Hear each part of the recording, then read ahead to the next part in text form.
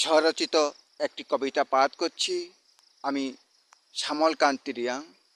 আমার কবিতার নামটি হলো যেতে হবে যে উচ্চ শিখায়। উৎসাহ প্রেরণায় উঠা যায় গন্তব্যের নির্দিষ্ট উচ্চ শিখায়।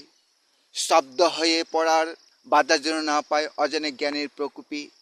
উৎসাহ ও প্রেরণায় একত্রে মিলিয়ে ঘুমন্ত সুপ্তি জ্ঞানের কলি জাগিয়ে নিয়ে যাব এগিয়ে।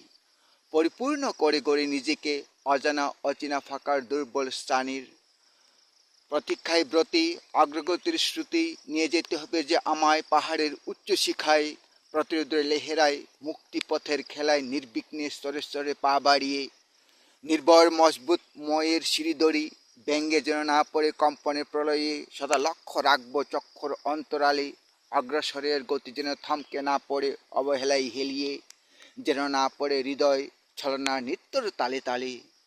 প্রতীক্ষায় ব্রতী বেদনার অস্ত্র জোয়ারের স্রোতে চূড়ান্ত উচ্চ শিখায় নিয়ে যেতে হবে যে আমায় বাধা বিঘ্নে সর্বজট খুলি।